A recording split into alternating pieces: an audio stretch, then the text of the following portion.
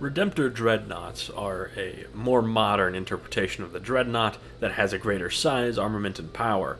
Its weapons are quite devastating, though this does come at the cost of the pilot, as people who are interred into Redemptor dreadnoughts often lose their minds extremely quickly, at least compared to other dreadnoughts. Hello everybody, my name is Spoons Rattling, and today we are covering the Redemptor dreadnought, one of my personal favorite kits of all of 40k, really. I love the Redemptor, mainly because I like walkers, and it's a huge walker, and it's a dreadnought. What's not to like? So the Redemptor dreadnought comes in at 210 points. It has the standard Redemptor stat line of 8 inches of movement, toughness 10, a 2+ save, 12 wounds, leadership 6+, and OC 4. While this is a solid profile for 210 points, it's not exactly standout in any one way, as at that points cost, you're almost to the point of a Land Raider. However, he does make up for that with his whole suite of weapons. The one that everyone knows is, of course, the Macroplasma Incinerator, which has Blast, D6+1 attacks, ballistic skill 3+, 36-inch range, strength 8, AP 3, and damage 2. A very solid profile even before overcharging. The D6+1 is very nice, and of course Blast helps it deal with hordes, which is one of its weaknesses in melee. When you overcharge it, it of course gains Hazardous, and then it goes all the way up to quite a powerful strength 9, AP 4, and damage 3. While this will still slightly struggle to wound things like Knights or Land Raiders, it is still a very powerful weapon, and any failed saves are going to be felt by whatever, and it is extremely effective against things like Terminators or Custodes. You can, of course, swap it out for the very cool, I do really enjoy, the Heavy Onslaught Gatling Cannon, which has devastating wounds, 12 attacks that hit on 3s at 24-inch range with strength 6, AP 0, and damage 1. A solid enough anti-horde profile. Then, of course, on the chest, you can take Twin Storm Bolters, which are twin rapid-fire 2, 2 attacks that hit on 3s at 24-inch range, strength 4, AP 0, and damage 1. Then, you can swap those out if you want for the Twin Frag Storm Launchers, which are Twin Link and Blast, D6 attacks that hit on 3s at 18-inch range, strength 4, AP 0, and damage 1.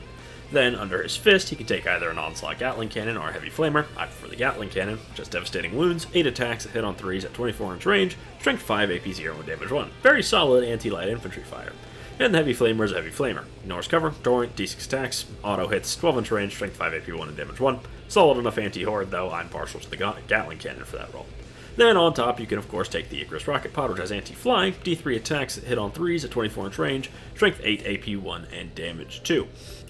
Of course, this is a solid profile against the likes of Space Marines and infantry all around, and of course, flying targets will really not appreciate this, as it will be wounding them extremely efficiently. It's overall a very solid profile. My preferred loadout is the Plasma Incinerator with underslung Chain Cannon, then the Twin Storm Bolters, and the Icarus Rocket Pod. While I do prefer the Frag Storm Grenade Launcher in terms of profile, I think it's mainly let down by its short range, where all the other ones line up quite well.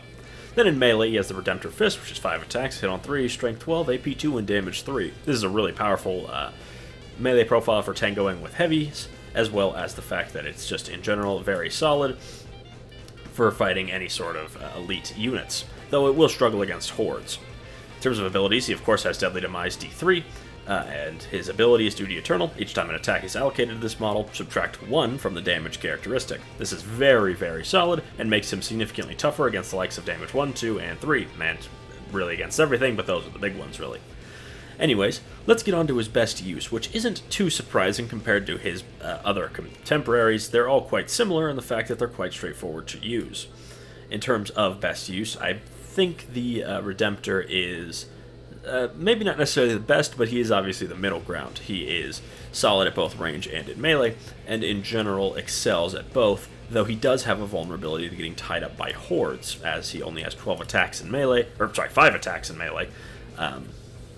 But that isn't the biggest problem, given his Icarus pods, Storm Bolters, and Gatling Cannon alongside the Plasma Cannon, as those, his secondary weapons, are very good at killing light infantry, and of course the Plasma Cannon is effective against just about everything. In terms of detachments, Iron Storm is a given that he's a vehicle, so there's buffs for him there, but also I think that Gladius is of course good as always, as has those generalist buffs.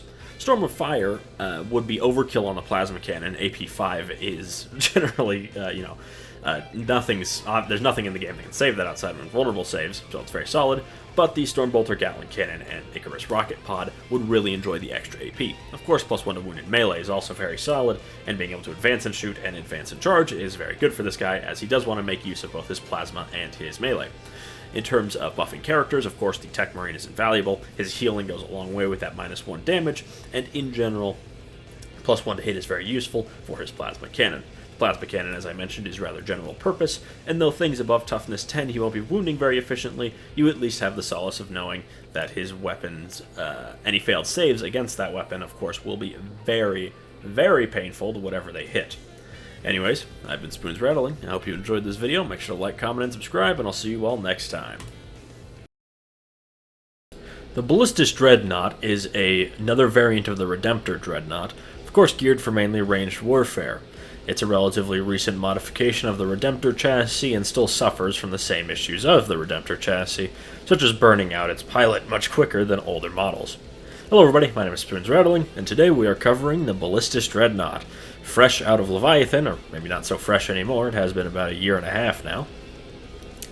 So, the Ballistus Dreadnought comes in at 140 points, so quite cheap. Its movement 8, toughness 10, a 2+ save, 12 wounds, leadership 6+, and OC 4. This is a very solid stat line for the price, and is in general pretty tough, and will really enjoy cover given the 2+ save.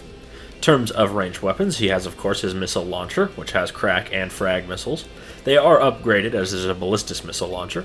The crack profile gets 2 attacks that hit on 3s at 48-inch range, strength 10, AP 2, and damage D6.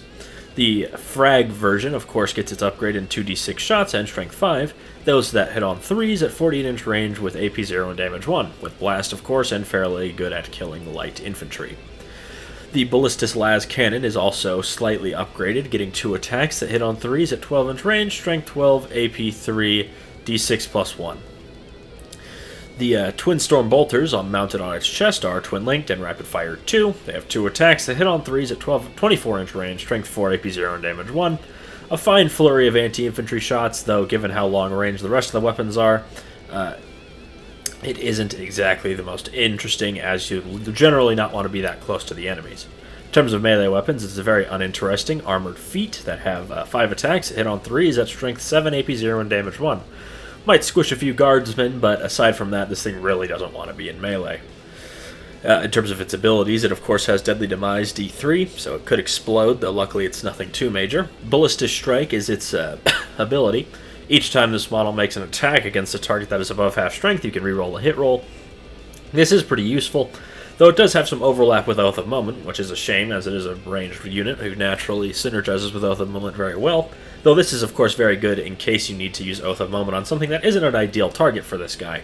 He'll be quite good at chipping down and seriously damaging vehicles that are maybe on the periphery of the army, and you don't want to dedicate all of your Oath of Moment to. This guy will still get rerolls against them. Overall, for the 140 points, this is a rock-solid package, with its only real weak point being melee, which is unsurprising given the fact that it's a completely ranged dreadnought. It is not supposed to be mixed role, and thus isn't equipped as such. In terms of its best use, he's very simple and very straightforward, as you'd expect from a Space Marine vehicle, of course. You basically want to find a well-placed position in your backfield with several sight lines as well as cover, preferably, to make him extra tough against medium AP weapons. Then, for the rest of the game, kind of just set him up there and move when needed to hit any enemy vehicles, as no enemy vehicle will enjoy getting hit by 2 las cannon shots, and of course the rocket shots are nice for medium and light vehicles, though won't do as much against, say, Land Raiders or Imperial Knights. Though, of course, it's not as simple as just having him be there and shoot. You do need to keep a screen there, so he doesn't get tied up in combat, because his combat's awful. In terms of detachments, there's not too many that specifically benefit him outside of Ironstorm and Tech Marines, obviously. But he's strong enough on his own. I think he works fine as an auxiliary unit to almost any force, as someone to just sit on the backfield and shoot at enemy vehicles. In reality, I wouldn't focus on buffing it too much. I think the Ballistus as a contained package is very good. It's accurate when shooting at targets that it really needs to, as well as the fact that its damage is very good. Just keep some Space Marines in front of it, which of course if you're playing the game you will, because you need to take the midfield, and this guy will be totally fine in the back, just plinking away at enemy vehicles. Anyways, I've been Spoons Rattling. I hope you enjoyed this video. Make sure to like, comment, and subscribe. Tell me who you'd like to see next, and I'll see you all next time. The Brutalis Dreadnought is a variant of the Redemptor Dreadnought chassis, built primarily for melee. It suffers from the same flaws of overstressing its pilot in the sarcophagus. However, this is at the expense of the power of the dreadnought itself being immensely powerful. Hello everybody, my name is Spoons Rattling, and today we are covering the Brutalis Dreadnought. The Brutalis Dreadnought is a relatively recent kit, coming out I believe a year and a half ago or so. And he comes in at 160 points. He has movement 8 inches, toughness 10, a 2+ save, 12 wounds, leadership 6+, and OC 4. Fairly standard for a walker, but that's not necessarily a bad thing. He is quite resilient to a lot of weapon profiles, though things like las cannons could certainly give him a little bit of trouble, though he'd really enjoy cover given the 2+ save or armor of contempt from any of the detachments. In terms of ranged weapons, he can take a chest-mounted twin heavy bolter or twin multi-melta. The heavy bolter is twin, sustained hits 1 with 3 attacks that hit on 3s at 36-inch range, strength 5, AP 1, and damage 2. Fairly standard, though nothing special, and the heavy bolter is of course not the greatest profile. The multi-melta is twin and melta 2 with 2 attacks that hit on 3s at 18-inch range, strength 9, AP 4, and damage D6. This is a very solid profile, of course. Meltas are very good, and when they're twin-linked, they're even better. Take the meltas over the heavy bolters if you're trying to be competitive. Then the twin bolt rifles come from the fact that he can take Brutalis fists, which come with them wrist-mounted. They are twin with 2 attacks, ballistic skill 3+, 24-inch range, strength 4, AP 1, and damage 1. A fairly solid flurry of anti-light infantry. Then we have the twin Icarus anti-air hat gun, as I call it. It has twin anti-fly 3+, and rapid fire 3 with 3 attacks that hit on 3s, 36-inch range, strength 4, AP 1, damage 1. Again, solid anti-infantry and anti-flying power. Then, back to his melee weapons, the main event. The Brutalis Fists have twin, 6 attacks that hit on 3s at strength 12, AP 2, and damage 3. The Brutalis Talons come with 2 profiles, strike and sweep. Both are twin-linked. Strike is the same as the Fists, and the sweep is 12 attacks that hit on 3s at strength 7, AP 2, and damage 1. Personally, I prefer the Talons, as I think they are more valuable than the twin bolt rifles. It has Deadly Demise D3, and then on the charge, you roll a d6. On a 2 to 3, the enemy suffers d3 mortal wounds. On a 4 to 5, the enemy suffers 3 mortal wounds. On a 6, the enemy suffers d3+3. Very solid for helping it deal with things like the big knights that I can't quite remember the name of, or Bane Blades. Anything above toughness 12, really. Though, in general, his profiles won't really struggle with much given their twin-linked nature and high strength on both. The sweep will tear through things like guardsmen and orcs, and of course everything else will crumple before the strike mode. So the Brutalis is sort of a rather quintessential 40k thing. It's a giant robot with heavy armor that runs at the enemy, shooting a bunch of guns and trying to beat the hell out of whoever it gets into contact with. Though, in relation to that, its speed is fairly moderate. While not slow, it's not exactly fast either, which means it's quite susceptible to being kited. However, that's not necessarily the biggest problem with the Brutalis, given its cheap cost. It's also quite tough, which is a nice boon, and one of the major things is the threat it poses in the bubble around it. It almost acts as an area denial system. If anything gets within range and doesn't kill it, or can't kill it, has to focus its fire elsewhere, it will really pay the price when this thing gets into combat with it. Not only will the mortal wounds be very useful, its melee is general purpose as it comes. In terms of detachments, it really does enough to work as a distraction or a sort of area denial, as I mentioned, in any detachment, but if you really want to go heavy on it, Sons of Sanguinius makes it just apocalyptic how much damage it deals. Though I think it's at home the most, unsurprisingly, in the Gladius Strike Force, as there it gets access to advance and charge, as well as Lance from a stratagem, which is very useful. As things above toughness 12, it will be wounding rather inefficiently, and even things that it wounds on 4s would really like the +1 to wound, especially with twin linked. And Gladius in general is a very solid attachment. Though, in terms of Dark Angels, it is interesting that it has the Deathwind keyword, so it can technically fight on death, though it is a bit of a coin flip, but if that coin flip goes off, it will absolutely drag down whatever it was fighting when it died.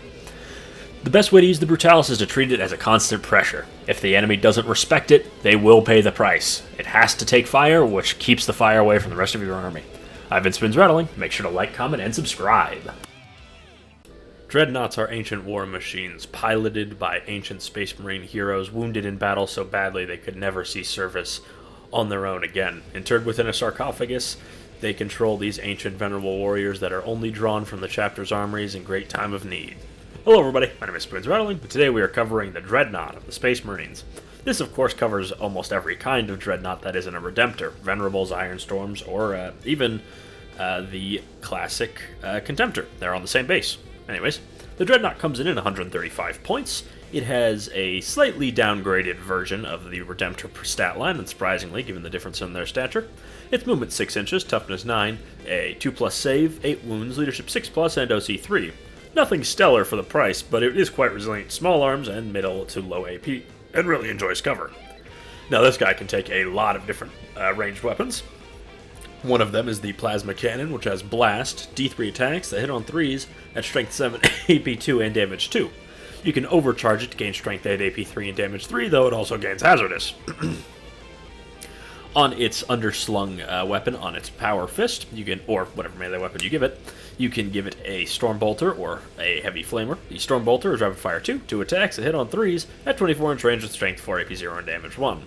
Fairly standard light infantry killer. Heavy Flamers ignores cover, torrent, D6 attacks that auto-hit at 12-inch range, Strength 5, AP 1, and Damage 1.